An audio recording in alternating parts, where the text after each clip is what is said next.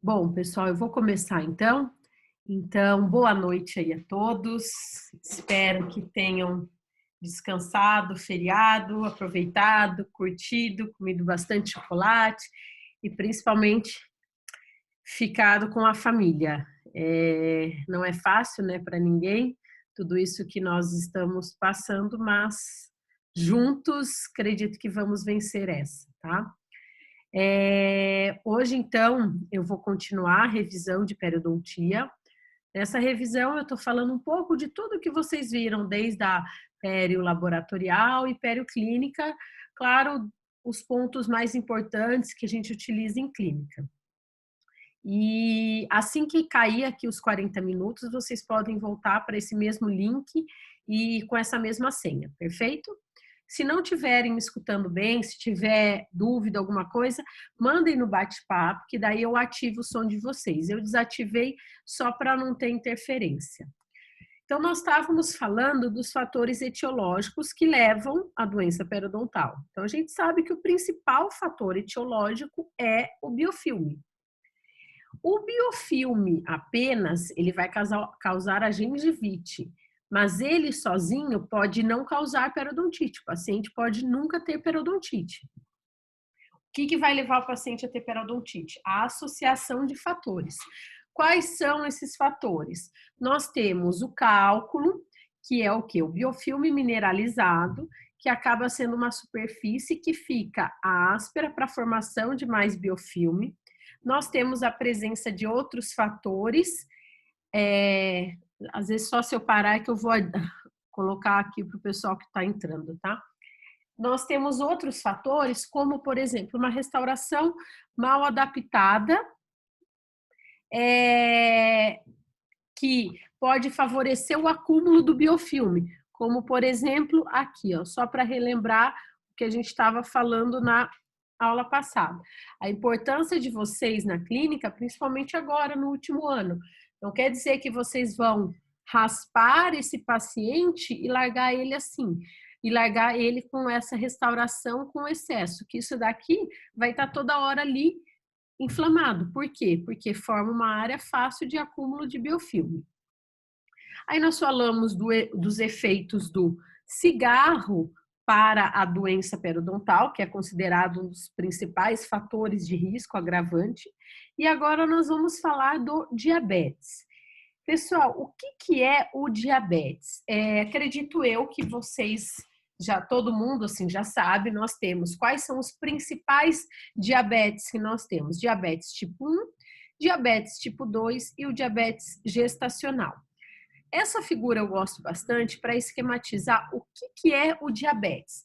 O diabetes é ou quando o paciente não produz insulina, que é normalmente o tipo 1, e o diabetes tipo 2 é quando ele produz, mas essa insulina não é suficiente. Então, como que funciona o nosso organismo? O nosso organismo, no estômago, no pâncreas, as células betas do pâncreas, elas vão produzir insulina, ok?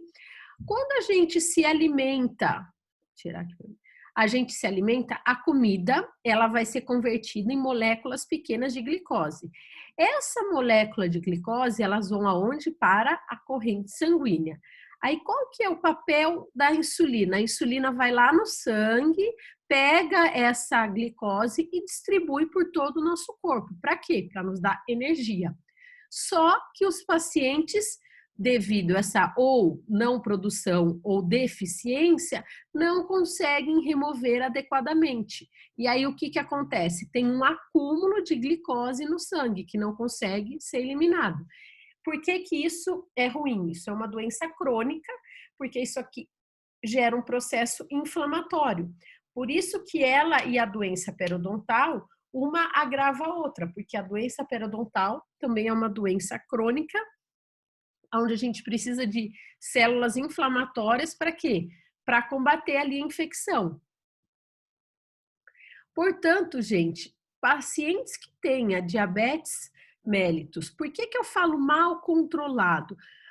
A literatura já comprovou que pacientes com diabetes com controle ideal não tem influência nenhuma no periodonto, ele se comporta como não diabético.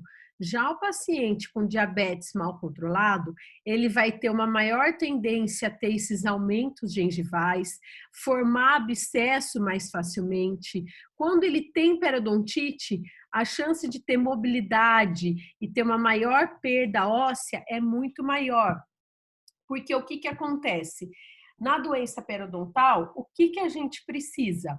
Tem uma infecção, as células de defesa, neutrófilos, macrófagos, linfócitos, vão lá para combater essa infecção. O que acontece no paciente diabético mal controlado? As células estão tentando combater a alta glicose no sangue e não conseguem combater a infecção. Então, agrava. Eu tenho umas inflamações muito mais graves, mais bolsas periodontais profundas e é uma relação bidirecional. Tanto o diabetes influencia na doença periodontal, como a doença periodontal influencia no diabetes negativamente. Portanto, mostrar, gente, a importância de o paciente ele ter noção que tanto para a saúde sistêmica dele, ele tem que controlar essa doença e deixar desse formato. Esse é um paciente que ele não pode retornar no seu consultório uma vez por ano. Por quê? Porque ele tem fatores de risco, como diabetes. Aqui, ó, é um paciente que aqui vai ter essas recessões que vai facilitar o maior acúmulo de biofilme. Aqui em cima, a mesma coisa. Então, ele tem que ter um acompanhamento mais periódico. O que é isso? É um paciente que a cada 4 meses vai ter que retornar ao consultório. E aí, o último fator de risco para a doença periodontal é o estresse. O que o estresse faz? Pessoas, e hoje em dia, gente, infelizmente, a gente lida muito com isso. O estresse vai aumentar os níveis de adrenalina no sangue. Essa maior quantidade de hormônios associados ao estresse, como adrenalina, acabam sendo nutrientes para as bactérias. E aí diminui a resposta imune frente a uma agressão, levando ao agravamento da doença. Além disso, pacientes estressados acabam tendo uma higiene oral pior, uma alimentação pior, que acaba agravando e favorecendo o acúmulo local de biofilme. Portanto, gente, a doença periodontal, ela é uma doença multifatorial. O que é isso? Para um paciente desenvolver periodontite, não é apenas a presença do biofilme, ele tem que ter uma associação de fatores para levar ao seu desenvolvimento. O que é o papel nosso de dentista? A gente tem que conhecer e identificar os fatores etiológicos presentes em cada indivíduo. Para quê? Para limitar esse dano. Por exemplo, paciente que a gente olha lá, que é diabético, está descompensado, vamos encaminhá-lo ao médico, fazer um acompanhamento. Às vezes, ele acha que nem vai ao médico. Paciente que fuma, como eu falei, nós não vamos mandar ele parar de fumar, mas vamos tentar estimular para ele entender a importância que isso tem para a saúde dele. Então, a gente conhecendo a anatomia, os fatores etiológicos da doença periodontal, vamos agora levar ao que a gente... desculpa, que aquele slide ali eu peguei da onde eu dava aula, eu não vi que estava com o emblema. Para fazer toda a parte clínica. O que envolve toda a parte clínica? Deixa eu tirar que tem isso aqui está em cima para mim. Pessoal, toda a parte clínica envolve anamnese, exame clínico, exames radiográficos, exames complementares. Ah, mas eu posso, como dentista, pedir um hemograma? Pode e deve. Ah, vou fazer uma cirurgia, o paciente me relata que tem alterações, eu vou entrar, pedir hemograma, contagem de plaquetas, fazer o tempo de... Oh, meu Deus, fugiu a palavra. Coagulação desse paciente, muito importante. Então, a gente começa por onde? Pela anamnese. Eu sei que vocês estão carecas de saber a importância, o que tem que se fazer na anamnese, mas eu vejo muitas vezes, vocês sentam o paciente na cadeira, O dentista já está todo paramentado, claro que agora a gente tem a exceção, que para atender a gente já tem que atender com as máscaras, só que a anamnese, gente, é um dos passos mais importantes, é onde a gente vai ter uma conversa com o paciente. Lembrando, 2 pontos, nem 8 nem 80. O que eu quero dizer com isso?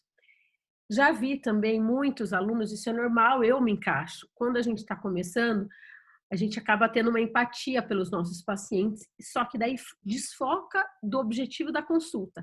Aí começa a falar da tia, do vizinho, do cachorro. O paciente, às vezes, muitas vezes está ali, está carente, não tem com quem conversar. O que eu falo é de uma conversa dialogada. O que eu quero dizer com isso? Não é para vocês pegarem a ficha de anamnese, aí lá está escrito, está grávida, é hemofílico, é diabético. Não, monta um texto em cima dessas questões. Por exemplo, e ultimamente o senhor foi ao médico? Fui. E teve alguma alteração? Como que está a saúde? Faz alguma atividade física? Fuma? Então, monta um texto, não só fazendo um interrogatório.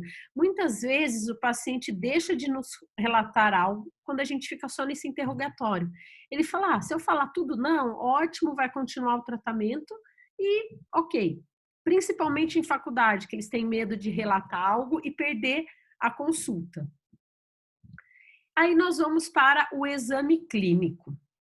Primeiro de tudo, vamos fazer um exame extraoral, palpar se tem nódulos, se está, palpar a parte da ATM, ver se está com algum estalido. Aí, antes ainda, isso que eu falo, a gente às vezes vai com muita sede ao pote. Antes de fazer o exame, de pegar a sonda, vamos olhar a mucosa do paciente, vamos ver como que está a cor da gengiva, da mucosa alveolar, se tem alguma alteração, se tem alguma lesão. Não, o paciente fala, tô com dor nesse dente. Vocês sentam e vão olhar só aquele dente. Não, olhem desde a língua, soalho de boca, mucosa jugal, a distal de terceiro molar, quando tiver, olhem como um todo. Então, comecem pela anamnese, um exame extraoral, depois vamos para o exame intraoral, e aí, depois do exame intraoral, o exame clínico e o exame periodontal, que eu sei que eu fui só em 2 clínicas, infelizmente, mas vários alunos não tinham esse instrumento, que é uma sonda milimetrada. Pode ser esta, que mede 15 milímetros, como pode ser uma de 10 milímetros. Só que é muito importante. Sem ela, a gente não consegue ver se o paciente tem bolsa, se está com sangramento, se ele tem uma doença ativa, se ele tem lesão de furca, a gente não consegue avaliar nada com uma sonda exploradora. Sonda exploradora é importante para a gente ver presença de cárie, presença de restaurações mal adaptadas, prótese, mas para a parte periodontal eu preciso da sonda milimetrada. Como que a gente entra com esta sonda? Nós vamos sondar 6 pontos ao redor do dente do paciente. 3 pontos na vestibular, 3 pontos na lingual ou palatina. A gente entra com a sonda paralelo ao longo eixo do dente e sem forçar, até eu sentir uma resistência do fundo de sulco ou fundo de bolsa. Então, aqui como que a gente entra? Por que está essa leve inclinação? Porque o dente faz uma leve inclinação. Se eu entrar totalmente reto, eu não vou seguir a inclinação do dente. Olha aqui a inclinação da raiz. Se esta sonda estivesse entrando aqui, ela não ia entrar adequadamente. Então, a importância da sondagem para eu avaliar se tem bolsa, se está sangrando, como por exemplo aqui, ó, esse paciente tem sangramento, não entrou muito, então ele tem uma gengivite, eu tenho que tratar. Não é um paciente que está saudável, pode não ser periodontite, mas ele tem uma doença. Então, o que a gente olha no exame periodontal? Independente da ficha que vocês anotam, não é essa a importância. O que é o ECMG? O ECMG é quando a gente vai anotar a distância para saber se o paciente tem ou não recessão gengival. O que é isso? É a distância da margem gengival até a união esmalte-cemento. Se o paciente tem uma recessão, a gente vai pôr ali quantos milímetros deu. Deu 1 milímetro, deu 2, deu 3. Depois, a gente vai olhar o PCS. O que é PCS? Que é a profundidade... Desculpa. Que é a profundidade clínica de sondagem. Que é quanto que a sonda entra da margem ao fundo do sulco. É aí que eu vou olhar se ele tem ou não bolsa, se ele tem sulco ou não.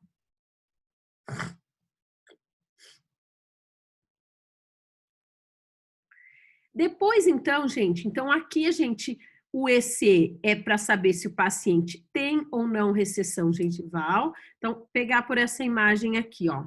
Essa aqui tá melhor, ó. O EC é a distância da margem gengival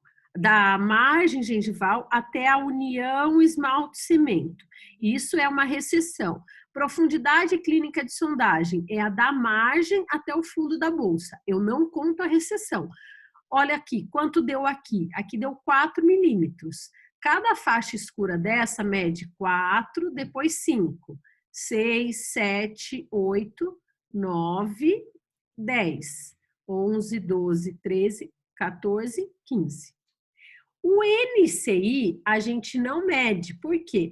O NCI é quanto que o meu dente está inserido dentro do alvéolo. Eu não preciso medir, porque é a somatória da recessão com a bolsa. É só eu somar os dois valores e eu tenho o valor do nível clínico de inserção. Então, após isso, outro exame que a gente faz é o índice de placa. Pode ser o corado ou não corado. Hoje em dia, às vezes a gente opta por fazer um não corado. Por quê? Muitos pacientes, eles têm restaurações, eles têm clareamento e acaba manchando o dente. Como que vocês vão anotar o índice de placa que não é o corado, que é o visível apenas? Vocês colocam um rolete de algodão aqui em fundo de sulco, jogam um jato de ar e vão olhar o que vocês veem de biofilme próximo à margem aqui gengival. É só isso, é apenas visual. Por que esse exame é importante? Para eu avaliar, tanto nós dentistas, a gente avaliar quando o paciente retornar, se ele teve melhora na higiene oral, quanto para o paciente, ele vê onde ele precisa melhorar a escovação. Nesse sentido, eu concordo que o índice de placa corado é melhor, porque ele está vendo onde está corado. Mas se o paciente usa aparelho fixo ou se ele tem uma coroa, clareamento, não vamos fazer o corado. Então, aqui a profundidade de sondagem, mostrando, junto com a profundidade de sondagem, o que a gente avalia? Se está sangrando ou não. Pessoal, sangramento é doença. O que eu quero dizer com isso? Eu posso ter um paciente que, quando eu entro com a minha sonda, entrou 10 milímetros e não sangrou. O que quer dizer isso? Quer dizer que ele já teve periodontite, ele perdeu o osso, a gengiva acabou não descendo totalmente, mas agora ele está controlado. Agora, se entrar 10 e sangrar, tá com doença ativa. Ah, entrou 2 milímetros e sangrou, tem uma gengivite. Para ser periodontite, ele tem que entrar 4 milímetros ou mais e com sangramento. Então, além disso, então, na sondagem da profundidade, a gente vai ver se está sangrando ou se tem supuração. E o nível de inserção, que é quanto o dente está inserido, que eu falei que a gente não vai fazer essa análise, porque é a soma da recessão, que vai da união esmalte-cemento até a margem, com a profundidade clínica, que vai da margem até o fundo da bolsa. Então, é só a gente somar este valor. Para ver se o paciente tem lesão de furca. O que é lesão de furca? Quando o paciente perde osso entre as raízes. Eu posso utilizar a sonda milimetrada, mas tem uma sonda chamada Neighbors, que é específica para isso, que ela serve, ela é como uma unha de gato, que ela vai entrar embaixo ali da região da furca. Então, olha esse caso, como aqui também, ó, o paciente perdeu suporte entre as raízes. Aí eu consigo entrar com a minha sonda para ver se ele perdeu ou não o osso aqui. Dependendo de quanto entrar, como aqui nessa foto, eu vou classificar se é classe 1, grau 1, 2 ou 3. O que difere cada um dos graus das lesões de furca? Grau 1, a gente fala que é quando entra menos de 1/3. É quando entra pouquinho. Grau 2 é quando já entra quase ali até o meio das raízes. E grau 3 é quando eu passo de um lado para o outro das raízes. Perfeito? Então, aqui, ó, que é essa, eu quero mostrar aqui nessa imagem. Foi feita uma cirurgia, para quê? Para poder, o paciente já tinha lesão de furca, tinha perda óssea aqui entre as raízes, para poder limpar melhor, porque com a gengiva aqui em posição, não tinha acesso para poder limpar adequadamente. Então, tem casos de paciente com muita perda óssea, principalmente molares superiores, que a gente precisa fazer esse tipo de cirurgia. Aí a gente tem que avaliar mobilidade, lembrando da importância de a gente avaliar mobilidade com 2 instrumentos, porque o dedo acaba sendo muito subjetivo. Então, a gente vai avaliar a mobilidade. Quer dizer que o paciente com mobilidade está com o dente perdido? Não. Só que é um dente que a gente tem que avaliar. Será que vai suportar uma prótese removível? Ah, se é uma mobilidade grau 1, será que não vamos primeiro tratar o problema periodontal, ver se estabiliza? Se estabilizar, a gente coloca uma prótese. Imagina que é um dente que tem mobilidade e vai ser feita uma coroa aqui por cima, ou ele vai ser o suporte de uma ponte fixa. Talvez não vá aguentar. Então, isso que a gente tem que avaliar em termos de mobilidade. Não quer dizer que mobilidade o dente está perdido. Normalmente, mobilidade grau 3, o que é grau 3? Aquela que movimenta de vestibular para a palatina, e a hora que eu coloco o cabo do espelho aqui na incisal, o dente intrui. Então, ele movimenta tanto na horizontal quanto na vertical. Normalmente, mobilidade grau 3, o dente está perdido. Aí, nós vamos fazer exames complementares. Pessoal, isso, no primeiro dia lá que eu fiquei com vocês na clínica, para vários, eu falei, gente, faça uma radiografia. Primeiro, periapical, em termos de definição de estruturas, ela é melhor do que a panorâmica. Mas, hoje em dia, com a qualidade da panorâmica, ainda mais que a gente tem um acesso ali na faculdade, ou até mesmo eu sei que daqui 6 meses vocês vão estar em consultório, peçam pelo menos uma panorâmica para o paciente. Muitas vezes a gente olha algo clinicamente, acha que está ok, a hora que a gente vai ver radiograficamente, a gente vê a perda óssea que o paciente tem, ou algum implante. Eu vou dar um exemplo hoje, a paciente no consultório. Ela olhou para, eu estava avaliando a boca, e antes de eu começar, olha aquele implante que eu tenho. Ela tem um implante na região do 36 e do 27, tá? Aí eu falei, não, eu vou olhar. Olhando na boca, o implante está aparentemente ok. A hora que eu fui olhar a radiografia, o implante está quase perdido. Rosca totalmente exposta, estava só isso aqui dentro do osso. Tanto que daí eu falei, a gente vai ter que acompanhar, talvez você perca esse implante. Só que se eu não faço uma radiografia, eu não ia saber disso daí. Então, mostrar a importância, gente.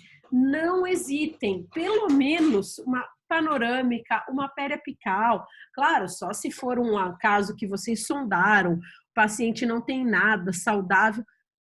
Até aí, ok, mas do contrário, sempre peça um exame radiográfico. Pode ser as periapicais, como pode ser uma panorâmica. E aí a gente vai, baseado no exame que nós fizemos através da anamnese, exame extraoral, intraoral, exame específico periodontal e os exames complementares, a gente vai conseguir fechar o diagnóstico. Pessoal, só uma coisa, eu até posso ver para depois eu tentar passar essa aula para vocês, o que acontece? As doenças periodontais, elas tiveram uma nova classificação agora em 2018, então vocês não tiveram essa aula. Eu estou passando para vocês uma aula de revisão. Se fosse para passar toda essa aula da nova classificação, a gente teria que ficar aqui 2 aulas.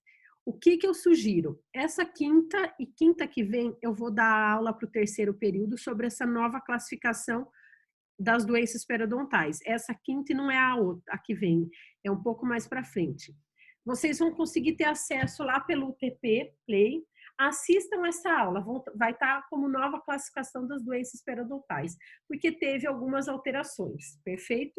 Mas aqui para vocês ainda vão continuar utilizando a gengivite, periodontite crônica e periodontite agressiva, tá? São poucas alterações que tiveram, mas principalmente na classificação das periodontites.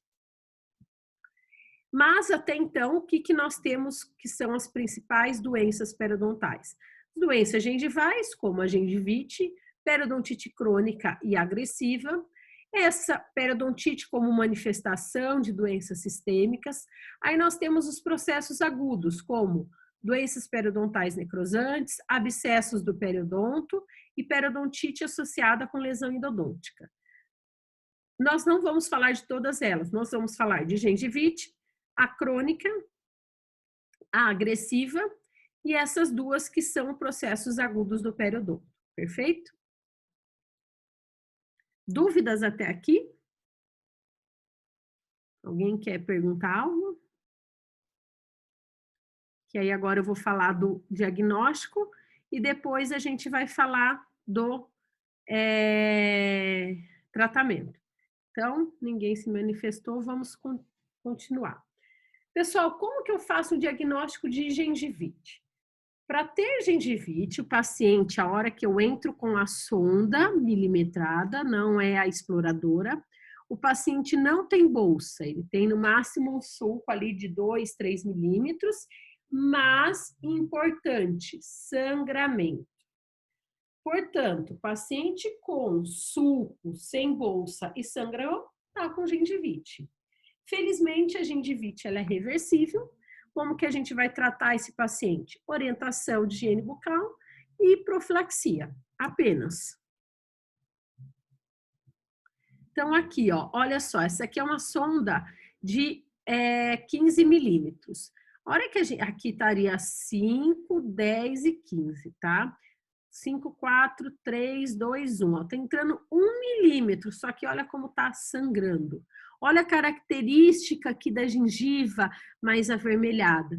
Portanto, esse paciente é o paciente que está com gengivite, tá? Vocês não fizeram essa pergunta, mas eu vou fazer, tá? Pode um paciente ter gengivite e periodontite ao mesmo tempo?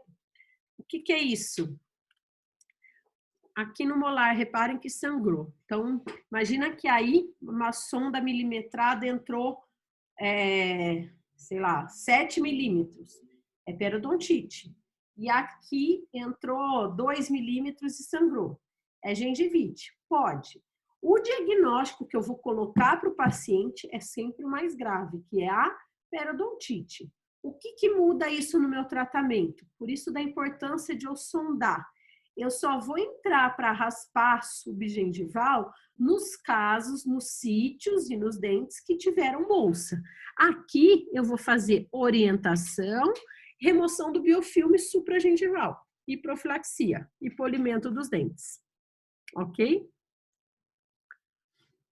Depois da gengivite, a gente tem a periodontite crônica. Pessoal, periodontite crônica é a periodontite clássica que vocês veem no dia a dia da clínica, que é o quê? Normalmente, paciente adulto, com grande acúmulo de biofilme E ó, lembrando, gente, que daqui 2 minutos vai acabar o nosso expirar nosso tempo. A gente volta para esse mesmo link, essa mesma senha, tá? Normalmente paciente adulto com bastante biofilme, cálculo, ou seja, a quantidade que ele teve de perda óssea condiz com a quantidade que ele tem de fator etiológico. Paciente fumante, com alguma alteração sistêmica. Reparem por que fica, tá vendo que essas bolinhas, isso não é saliva, isso é o fluido crevicular. Aonde está ali o biofilme, que é no sulco entre a gengiva e o dente, esse líquido, que é o do sulco gengival, ele aumenta a quantidade, tanto que é um diagnóstico para a gente diagnosticar a paciente ali que está com algum processo inflamatório. Olha aqui, ó, outro caso, paciente com grande acúmulo de cálculo, perdas de periodonto de sustentação, normalmente paciente que tem outros fatores associados, já teve perdas de dente, tem lesões cervicais não cariosa, pode ser fumante ou até diabético. Então, quais são as características, como eu falei? Normalmente, paciente mais adulto, ela não tem uma progressão rápida, é uma progressão lenta. Vai acumulando ao longo da vida, o paciente não cuida, isso vai progredindo. Ou seja, o que ele tem de perda de periodonto de sustentação é compatível com a presença dos fatores locais ali que ele tem, como cálculo, biofilme, alguma outra alteração sistêmica, restaurações mal adaptadas. E em relação às bactérias, a gente tem inúmeros tipos bacterianos ali presentes. Então, o paciente, quando a gente fala, vocês chamam, o paciente está com periodontite. Importante. Ela é localizada ou ela é generalizada? O que é isso? Quantos dentes têm perda de inserção com sangramento? Até